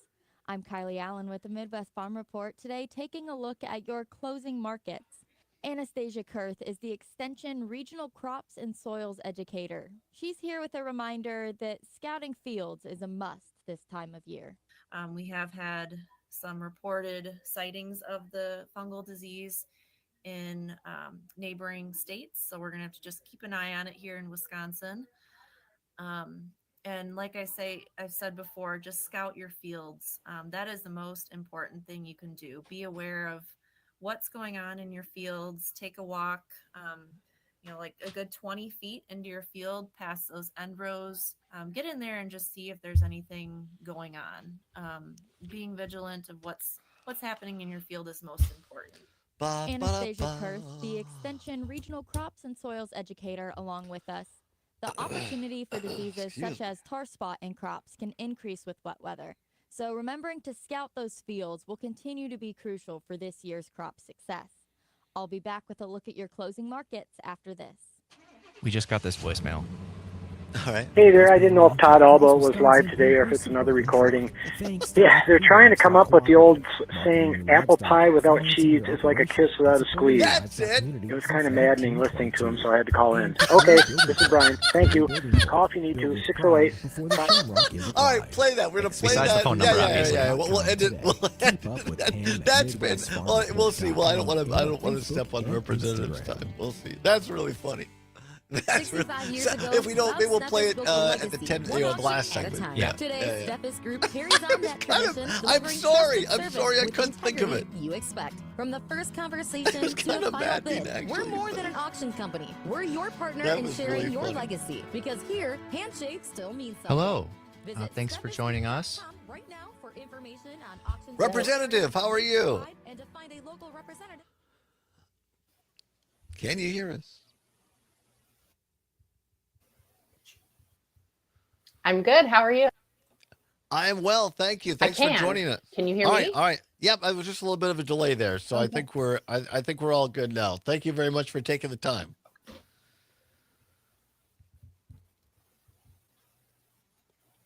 Okay. All right. Are we? I just want to check how much of a delay we have here. So, if you can hear me, say yes, please.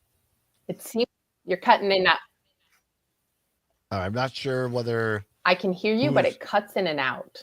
Do we want to do phone? Yeah, maybe it's. I'm not sure whether it's our internet or yours or whatever, but maybe it might be better than just to do phone if that's okay with you.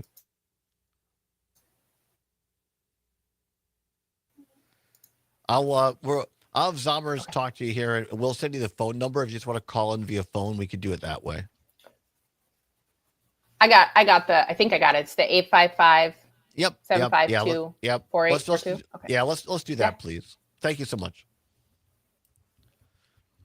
Okay. Yeah.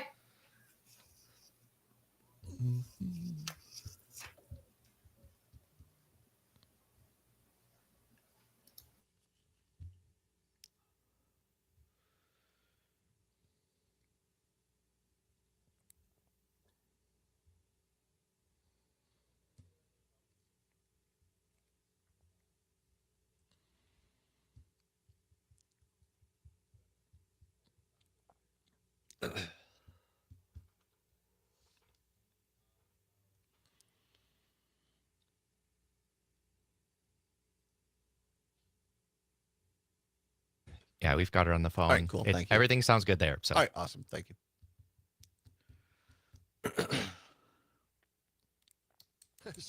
Stray dogs. In about 30 seconds. Oh, hell. I got the Kraken. I got my border collies sleeping up there. You know, Really? It's like a bed of hair now. Weekday mornings 6 till 8 on 92.7.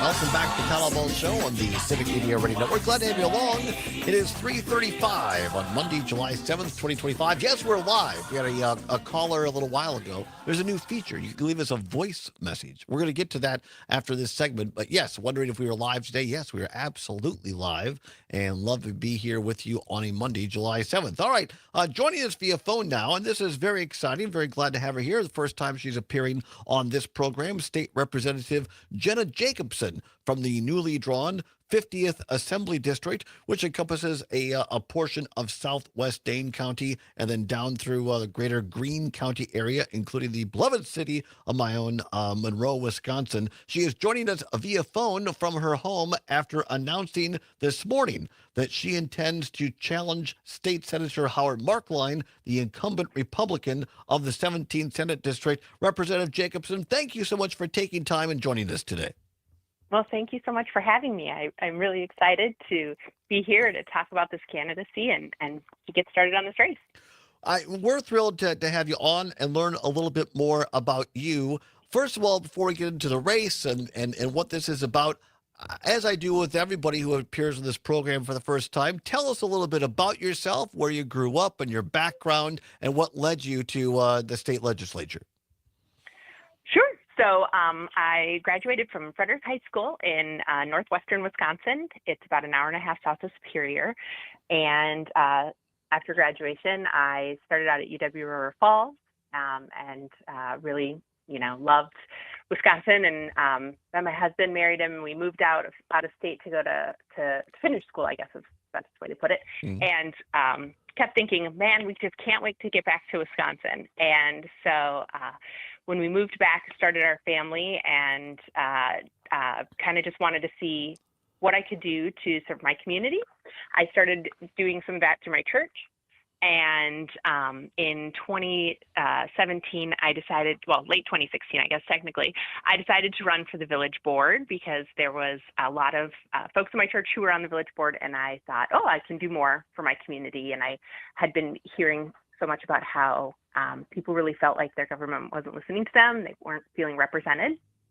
And so I ran for the village board, and I got on the village board in Oregon where my husband and I had settled. And it turns out I just really, truly enjoyed the work. I enjoyed not only the individual working through an individual issue with different constituents, but the greater issue of policy. I started working on housing affordability in the village and what we could do to bring not just lower cost housing, but a variety of houses, right? Because not everybody wants to live in a big house on a giant lot. Everybody has different needs and desires. So what we could be doing in the village to make that possible.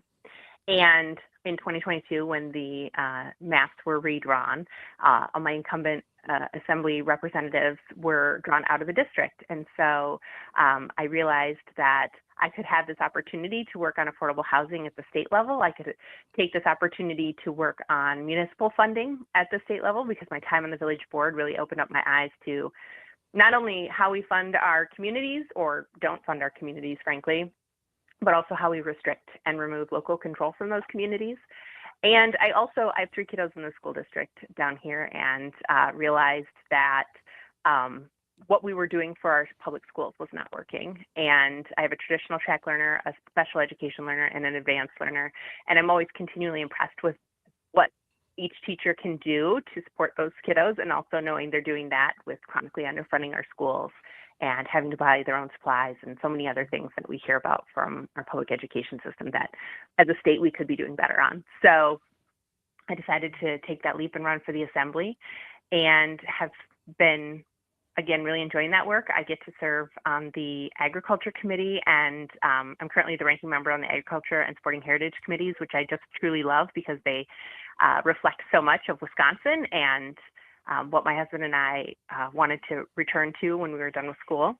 And I also get to be on the Financial Institutions and Ways and Means Committee because I do have a background in financial planning. I like to do budgeting and credit counseling with people for fun and to help them out as a volunteer capacity. So under these new maps, we have Senator Howard Markline is our current senator, and I wanted to see what, with this current budget that was just passed, what we were going to be changing to really support our schools and really support our communities. And it turns out that under this budget, a lot of our schools will be losing funding from the state. And I just knew that that didn't reflect the needs and the values of our district. So. Well, and again, we're speaking right now via phone with State Representative Jenna Jacobson, a Democrat of Oregon, who currently represents the 50th Assembly District in the state of Wisconsin. Representative, first of all, I'm just enormously impressed. So you're a mom, you're a wife, you're on the village board, so you understand local government and their needs. You're in the state legislature. You're a ranking member on the Ag Committee. You have a financial background. At first blush, this just seems like a perfect fit. As someone who was born and raised in Richland Center and spent the majority of my time in politics working for former state senator Dale Schultz, who represented the 17th district for a number of years, and as someone who lost 20 years ago in a Republican primary in the old 96 assembly race, which took up all of Crawford County, I know this district that you're running in very, very well. And so you seem like a great fit here. Talk to us a little bit about constituent services, because this is something as a former legislative staffer that I think does not get talked about enough. And you're on your second term, correct me if I'm wrong, in the state legislature as an assembly person. What are your thoughts on constituent services? Because this is something that I've heard from folks in the 17th district that are lacking right now under Senator Markline. Yeah, I think constituent services are key because that is what, that is your biggest way to connect with the people in your district and help them on an individual issue that they might be having, or if they're interacting with like a state level situation, DNR, for example, or the Department of Ag, Trade and Consumer Protection. How you can help them navigate these really complex systems is critical, but also how you respond to people when they have something that's very real that needs addressing. I'll use childcare funding for an example. Childcare is a huge issue, not just in my assembly district, but in the Senate district. We know that it is increasingly harder to find childcare because it's just a really challenging issue for our early childcare providers to make a living wage off of. And yet in this budget, we only funded childcare for the first year after, I think they're calling it the Bridge program now, after what we had, which was a wildly successful Child Care Counts program. And so I think the more you can listen to folks, the more you can respond to their needs and really like get out there and talk to people, the better. Because you can, even if you disagree with somebody, if you're willing to sit down and have a conversation, if you're willing to talk to them on the phone, I think that goes a long way to helping understanding you and you understanding them. Yeah.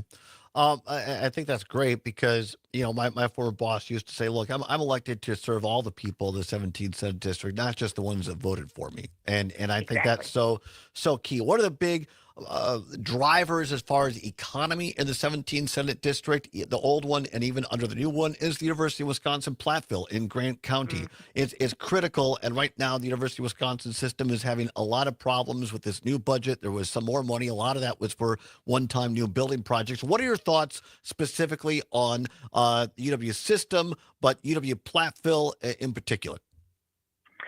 Yeah, I mean, I think UW-Platteville is one of those anchor points in the district where it's not only critical to the economy in the district, but just the culture. I mean, so many people live and work in that area because of UW-Platteville. And I think when you're talking about funding for our UW system, yes, there was money put into the budget for the UW system, but there was also items that were put in there that the state legislature is now making mandates of our professors. And when you think about who knows best how to manage workload, how to run a university, it's probably the people in that university. I mean, the legislature needs to have oversight over these things for sure. We provide a significant amount of funding, but when the legislature is now focusing more on how to manage the professors and less on what they're doing to support that university as far as attracting more folks, as far as continuing to be, our whole UW system is a premier system. And so continuing to be that premier system, I think that's where you're kind of missing the mark on what the UW system, UW-Platteville specifically needs. And we need to reevaluate what we're doing. I want to talk, and again, we're talking with Jenna Jacobson, state representative in the 50th Assembly District, who announced she's going to take on incumbent Republican Senator Howard Markline in next year's election. The 17th Senate District, before the new maps, new lines, but even still, it's one of the geographically largest Senate districts in the state of Wisconsin, and I would argue one of the most diverse. As someone who grew up in southwest Wisconsin, when you go along some of those river towns on the Mississippi River in Crawford County and what they're struggling with, and then you look at the more tony suburbs of like Oregon, and then down to Monroe, Wisconsin, which is a very vibrant community. Yes, there's a lot of, and you go to Dickeyville in Grant County and in places in between. A lot of things that bind us together, Representative, but also they're unique communities. How do you intend to work with and bring this large Senate district? How do you relate to everybody as their representative? I think the biggest thing is getting out and talking to people, and I've already started that.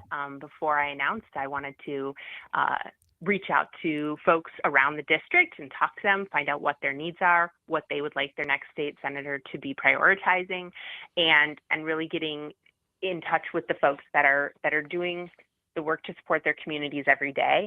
And so that is the main focus of my campaign, is to really get out and talk to folks, because you're right, it is an incredibly diverse district. There is a lot of different things going on. You have part of the driftless area, you have suburbs of Madison, all over the district you have very different needs. But I think when we look at some of the unifying needs of the district, it's also making sure you have a state legislature that is responding to their needs, making sure that their state senator is hearing what their concerns are and responding to that. That is engaging with them in a way that isn't just comfortable for the state senator, but is actually engaging with people in the district, whether that's, so not just the parades, but actually, having a conversation, folks, getting out there and talking to people. And again, it might be an uncomfortable conversation, but you need to have those conversations. You need to be able to listen to what the people are wanting you to do and be able to respond appropriately, no matter where they are in the district. And I think that's a big unifier of the 17th. I couldn't agree with you more. As someone who helped run a lot of races in the 17th district and grew up there, I think you nailed it, Representative, with that answer, is that this is a district where you have got to show up and you've got to listen to the good and the bad, because you'll earn people's respect. And I've said on this program before, one of the greatest regrets in my political life was helping campaign for Howard Markline when he ran for the state legislature in the assembly, because he bamboozled a lot of people, including me. And he said he was going to do one thing, and he got it. And I stood there a couple of years ago at my hometown Richland Center when UW Richland was facing closure, and he looked people in the eye as the co-chair of the Joint Finance Committee and said, well, there's nothing I can do. I really don't have that much power. And I think that's deplorable, quite frankly. Can you stick around through the break? I want to ask you a couple more questions. Sure. All right, State Representative Jenna Jacobson is with us here. She is running against Howard Markline. Going to wrap up with her. We'll wrap up the show after this. Don't go anywhere on the Civic Media Radio Network.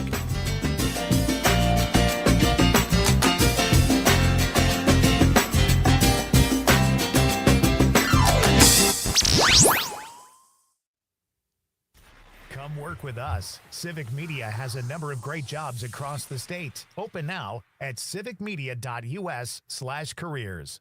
Cool off this summer at Frosty's, West Madison small batch ice cream shop. Enjoy rich, handcrafted flavors and soak up the sun on the outdoor patio. And if you mention you heard this on the radio, get 5% off. Frosty's, 702 South Gammon Road.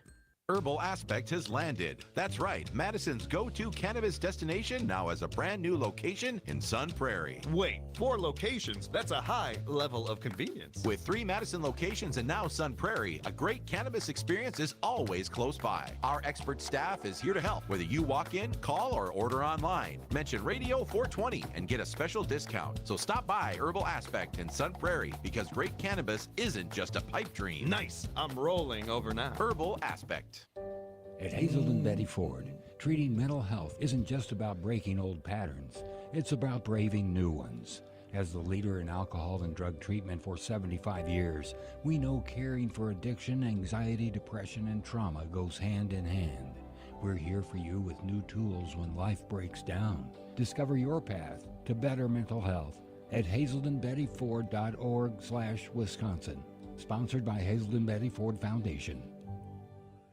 Nightlight with Pete Schwaba. Years ago, I had I think I had a rainbow. No, it was a shirt. It was given to me, and I wore it because I support all people. And a friend of mine, sure you want to walk around in that? You know, a t-shirt, people might think. I'm like, people might think I'm a human being that supports other human beings. I wear sports jerseys sometimes. No one ever says, are you worried people are going to think you're on the Cubs? I don't think anyone would think that, though. Oh, you haven't seen the curveball. Nightlight with Pete Schwaba. I love Pete Weeknights Schwaba, from by the 6 way. till 8 Me too. on your He's local Civic fantastic. Media And radio station and on the Civic Media app. Mommy, can I sit in the front seat just No. this one time? You cannot. Please. Don't sit in the front No, seat. not yet. But why? Because I love you, and you're just not ready yet. Now, get in the back so I can get you in your car seat, please. Putting your kids in the right seat for their age and size is an act of love. Check that your kids are in the right seat at nhtsa.gov/the right seat. Love protects. A message from NHTSA and the Ad Council. The John and Gordy Show. I don't want to see Governor Evers go. Dan Schaefer is saying, no. You know, he's great, but he's too old. My ass, he's too old. Well, he's your age. Stop it. Yes, he's my age. So I think that has something to do with it. It has a lot to do with it. I feel insulted, Dan. Okay, that was a hidden reason why I didn't want to tell anybody, but thank you, Gordy, for telling everybody my secret. Well, weekday mornings 30 6 till 8 on 92.7 WMDX and the Civic Media app.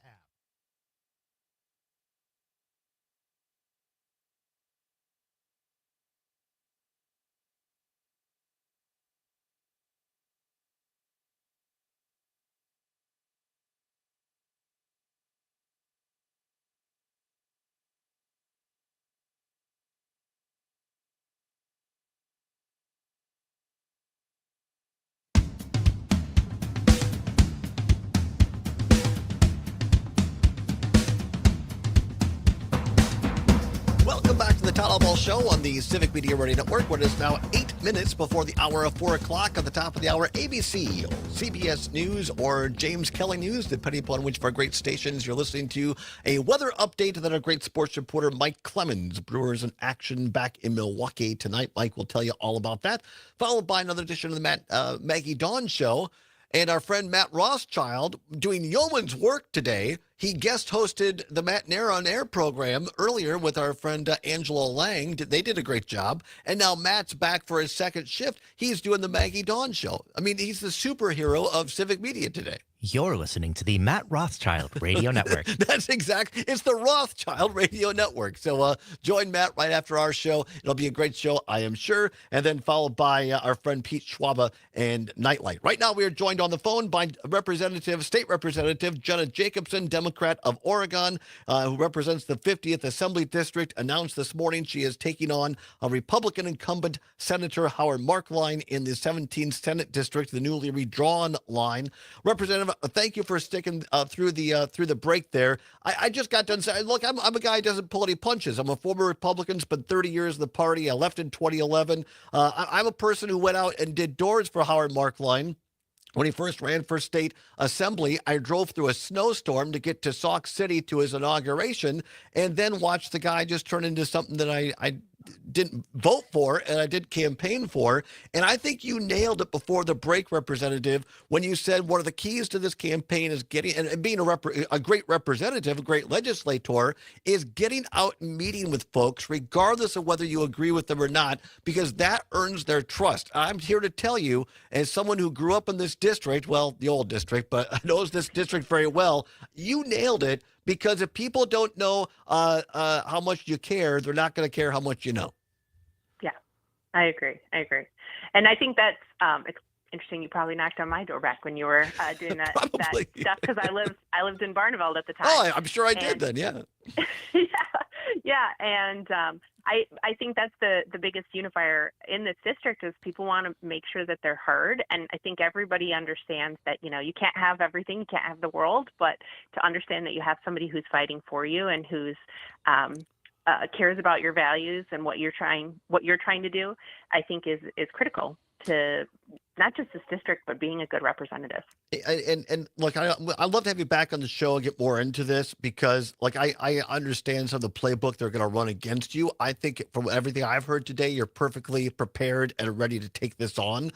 I want to hear just a couple of minutes here about. I love this experience you have in local government as a member of the village board in Oregon, because I think one of the undertold stories that what Howard does. I'm sorry, I should be more respectful. Senator Markline is he comes to Madison and he votes against the interests of his district, local municipalities, and then he goes back to his district, and Richland Center, we call it, he good old boys you. In other words, he comes back and he has that aw shuck smile and wears blue jeans, and he says, well, I'm down there in the cesspool of Madison, there's just nothing I can do. Talk about what in this budget and in leading up to it as a local elected official, how the state budget, how state Republicans have left you folks in local government short. Yeah. Well, I'm not on the village board anymore, but I'm still very connected not only to the Oregon Village Board, but other village boards and city councils. And I think time and again, the thing that I'm hearing is if they're going to give you more money, then it comes with strings. And while certainly, again, the legislature has oversight over the money they're spending, and we need to be responsible with taxpayer dollars. I don't think anybody disagrees with that. I use the shared revenue bill that came through last session as an example of we got much needed additional funding for communities, but yet they also took away the ability for you to have a non-binding referendum. And so many communities, ATV, UTV usage is something that's huge in my district. And so many communities were using those non-binding referendums to get feedback from their voters about how you felt about using ATV, UTVs on your roads. And now you can't do that. And so taking away people's voice in exchange for additional funding to fund your community it's an unfair position to put anybody into. Right. And yet that was the reality of that shared revenue for a lot of the communities in my district. And I always go back to perhaps we should just be funding our communities like we're supposed to, rather than playing these kind of political games and saying, well, you can have some money as long as we don't have to hear about your non-binding referendum on marijuana legalization or fair maps or whatever it happens to be. And I think a lot of those trade-offs are some of the frustrations of folks in local government. Absolutely. And when I was coming up, my former party talked about, it was all about local control, and nobody usurped local control more than former Governor Scott Walker and the Republicans at the time. About a minute left. What have I not asked you, Representative Jacobson, that you want people to know?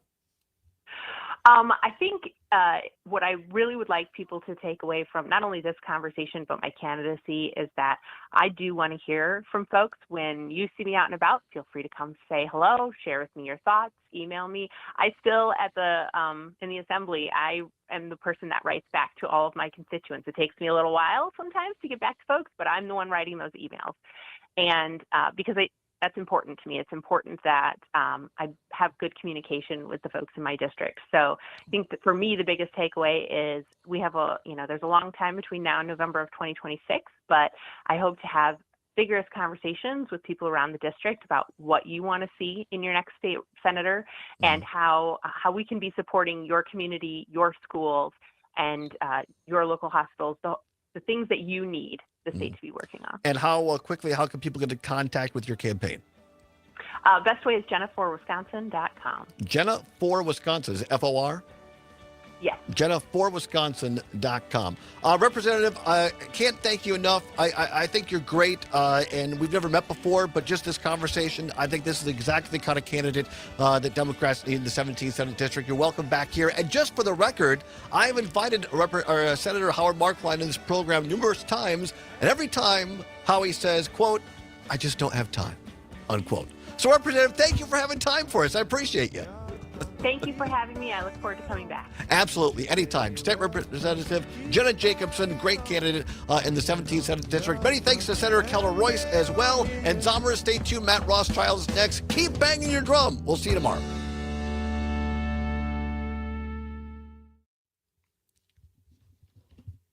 All right. All right. That was great. Thank you. Appreciate everybody. Have a great day. Take care. Bye-bye. Adios.